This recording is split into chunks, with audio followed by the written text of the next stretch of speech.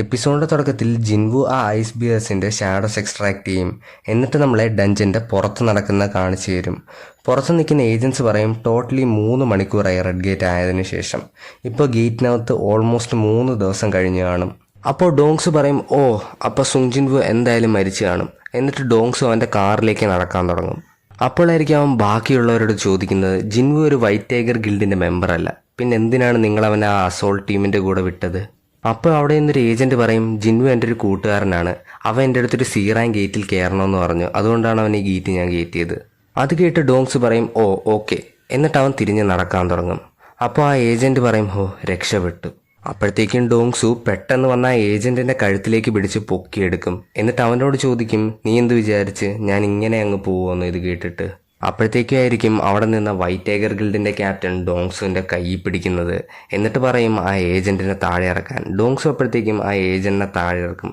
എന്നിട്ട് ആ 2 എസ് റാങ്കും കൂടെ ഫൈറ്റ് ചെയ്യാൻ തുടങ്ങും. രണ്ടുപേരും കയ്യിൽ പഞ്ച് പവർഫുൾ ആയിട്ട് പിടിച്ചു വയ്ക്കാൻ തുടങ്ങും. അതിനുശേഷം സീൻ കട്ടായി കിം ചൗളിനെ കാണിക്കും. കിം ഓടിക്കൊണ്ടിരിക്കുകയായിരിക്കും. അപ്പോഴത്തേക്കായിരിക്കും അവൻ ജിൻവു കൊന്നിട്ട് ഐസ് ബിയർസിനെ കാണുന്നത്. അത് കണ്ടവൻ വിചാരിക്കും അത് വൈറ്റ് ഡീമൺസ് ആണ് ചെയ്തതെന്ന്. എന്നിട്ട് അത് കണ്ട് അവിടെ നിന്ന് അവ ഓടാൻ തുടങ്ങും.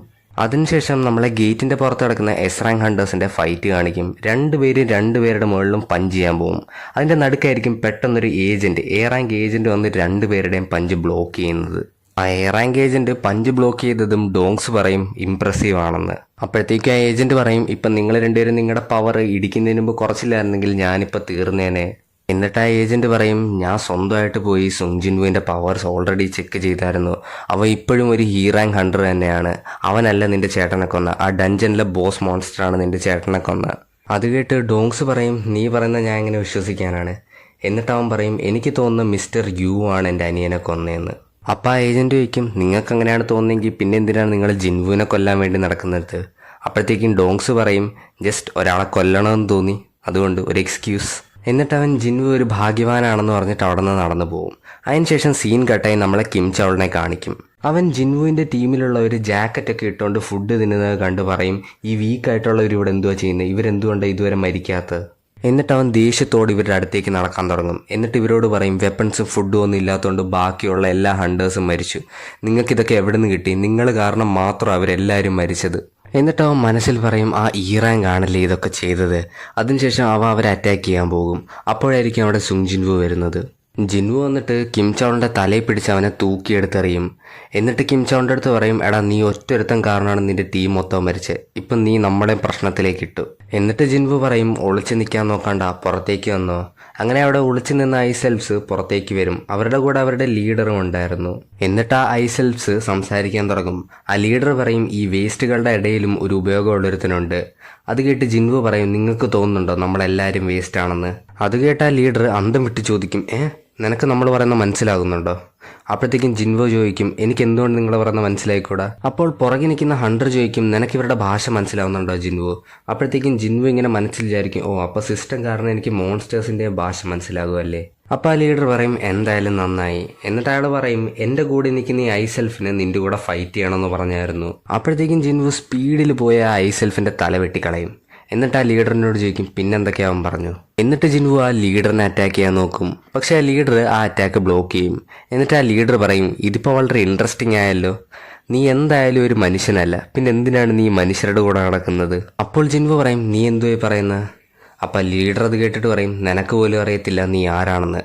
സാധാരണ നമ്മളൊരു മനുഷ്യനെ കാണുമ്പോഴത്തേക്കും നമ്മുടെ മനസ്സിലൊരു അലാം പോലെ വരും, ഈ മനുഷ്യനെ കൊല്ലണം, ഇതിനെ കൊല്ലണമെന്ന്. പക്ഷേ നിന്നെ കാണുമ്പോൾ അത് വരുന്നില്ല.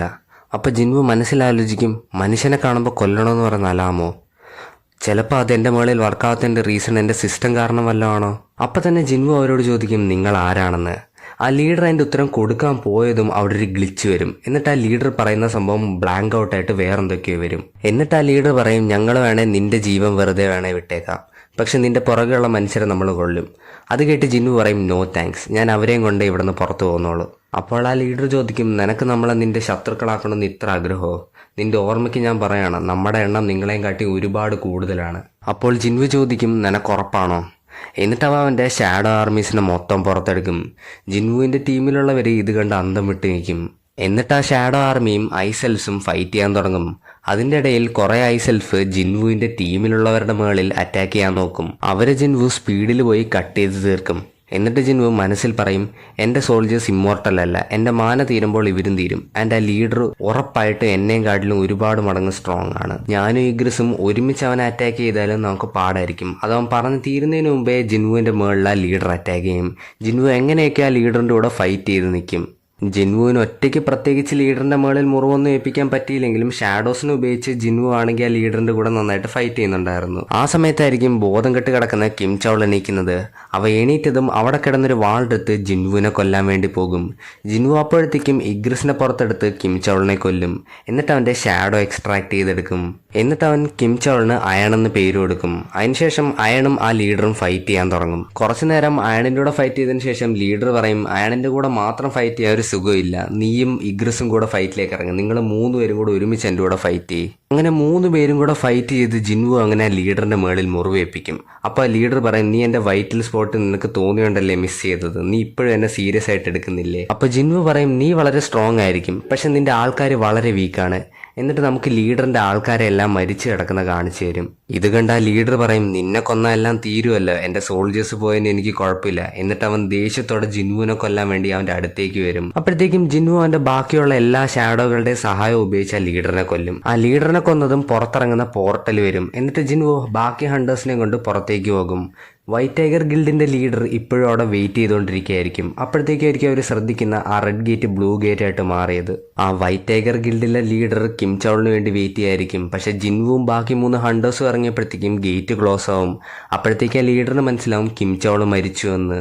ജിൻവു ആ ഗേറ്റിൽ നിന്ന് ഇറങ്ങിയതും ജിൻവു നടന്ന് വീട്ടിലേക്ക് പോകാൻ നോക്കും. അപ്പോഴത്തേക്കും ആ വൈറ്റ് ടൈഗർ ഗിൽഡിന്റെ ക്യാപ്റ്റൻ ജിൻവുവിനെ പിടിച്ചു നിർത്തിയിട്ട് പറയും, നിങ്ങൾക്ക് ക്വസ്റ്റ്യനിങ് ഉണ്ട്, ഗിൽഡിൽ നിന്ന് ചോദ്യങ്ങൾ ചോദിച്ചതിന് ശേഷം നിങ്ങൾക്ക് ഇവിടെ നിന്ന് പോകാൻ പറ്റും. അതിനുശേഷം ജിൻവു പറയും, ഞാൻ ഇപ്പോൾ വളരെ തളർന്നിരിക്കുകയാണ്, ഞാൻ പിന്നെ വന്ന് ചോദ്യങ്ങളൊക്കെ കേൾക്കാം.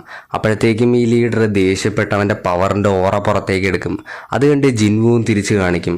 എന്നിട്ട് ആ ലീഡർ പറയും, എൻ്റെ ഗിൽഡിലുള്ള 6 ഹണ്ടേഴ്സാണ് കാണാനില്ലാത്തത്. അപ്പോഴത്തേക്കും അതിട്ട് ജിൻവു പറയും, 6 ഹണ്ടേഴ്സ് അല്ലേ കാണാതായിട്ടുള്ളൂ, ഞാൻ നിന്റെ ഗിൽഡിലുള്ള 2 ഹണ്ടേഴ്സിനെ രക്ഷിച്ചു, അതിനുവേണ്ടി നീ എൻ്റെ അടുത്ത് താങ്ക് യു ആണ് പറയേണ്ടത്. ആ സമയത്ത് ജിൻവുവിൻ്റെ ഓറ ശ്രദ്ധിക്കും. അപ്പോഴത്തേക്കും ആ ഹണ്ടറിന് മനസ്സിലാവും ജിൻവു ഭയങ്കര സ്ട്രോങ് ആണെന്ന്. അങ്ങനെ ജിൻവുവിൻ്റെ അടുത്ത് താങ്ക് യു പറഞ്ഞിട്ട് അങ്ങനെ ജിൻവുവിനെ അവിടെ നിന്ന് പോകാൻ വിടും. എന്നിട്ട് ജിൻവു ആ കുട്ടീനെയും വിളിച്ചുകൊണ്ട് അവിടെ നിന്ന് പോകും. അതിനുശേഷം ആ ലീഡർ ആണെങ്കിൽ മനസ്സിലിങ്ങനെ പറയും, അഥവാ ഞാൻ ഇപ്പോൾ ജിൻവുവിൻ്റെ കൂടെ ഫൈറ്റ് ചെയ്തിരുന്നെങ്കിൽ എൻ്റെ ഒരു കൈ വരെ പോകാൻ സാധ്യതയുണ്ടായിരുന്നു, അവൻ ഓൾമോസ്റ്റ് ഒരു S റാങ്ക് ലെവലിലാണെന്ന് പറയും. അതിനുശേഷം ആ ലീഡർ ആ ഏജന്റിനോട് പറയും, എങ്ങനെയായാലും അവനെ നമ്മുടെ ഗിൽഡിൽ തന്നെ ജോയിൻ ചെയ്യിപ്പിക്കണം. പിന്നെ സീൻ കട്ടായി ജിൻവു ആണെങ്കിൽ ആ ജിന്നെ എൻ്റെ കൂട്ടുകാരനെ വീട്ടിൽ ഡ്രോപ്പ് ചെയ്യുന്ന കാണിക്കും. അതിനുശേഷം ജിൻവു അവൻ്റെ വീട്ടിലേക്ക് പോകും. അപ്പോഴായിരിക്കും ജിൻവു എന്തുകൊണ്ടാണ് ഇത്ര ദേഷ്യപ്പെട്ടിരിക്കുന്നത് നമുക്ക് മനസ്സിലാവുന്നത്. ജിൻവു ആണെങ്കിൽ ആ ഐസെൽഫ് ലീഡറിൻ്റെ ഷാഡോ എക്സ്ട്രാക്ട് ചെയ്യാൻ നോക്കിയപ്പോൾ അവൻ എക്സ്ട്രാക്ട് ചെയ്യാൻ പറ്റിയില്ല. കാരണം ഐസെൽഫ് അവനെയും കാട്ടിയും വളരെ സ്ട്രോങ് ആയിട്ട് അവനെ ഷാഡോ എക്സ്ട്രാക്ട് ചെയ്യാൻ പറ്റിയില്ലെന്ന് എഴുതി കാണിക്കും. 3 വട്ടം അവൻ എക്സ്ട്രാക്ട് ചെയ്യാൻ നോക്കിയപ്പോഴും അവൻ എക്സ്ട്രാക്ട് ചെയ്യാൻ പറ്റിയില്ലായിരുന്നു അതിൻ്റെ ഷാഡോ. അതിനുശേഷം ജിൻവു വീട്ടിൽ പോയി കിടന്നിറങ്ങും. എന്നിട്ട് പിറ്റേ ദിവസം രാവിലെ തന്നെ ജിൻവുവിൻ്റെ മറ്റേ D റാങ്ക് ഫ്രണ്ട് അവനെ വിളിക്കാൻ വേണ്ടി വരും. എന്നിട്ട് ജിൻവു അവൻ്റെ കൂടെ കാറിൽ കയറും. കാറിൽ കയറിയിട്ട് ജിൻവു പറയും, ഒരാളെയും കൂടെ പിക്കപ്പ് ചെയ്യാനുണ്ടെന്ന് പറഞ്ഞിട്ട് ആ ജിൻ എൻ്റെ കൂട്ടുകാരനെ പോയും പിക്കപ്പ് ചെയ്യും ആ E റാങ്ക്. എപ്പിസോഡ് ഇവിടെ വെച്ച് തീരുവാണ്. അടുത്ത എപ്പിസോഡ് വരുമ്പോൾ തന്നെ കാണാൻ വേണ്ടി ചാനൽ സബ്സ്ക്രൈബ് ചെയ്യുക. And as always keep being awesome. By.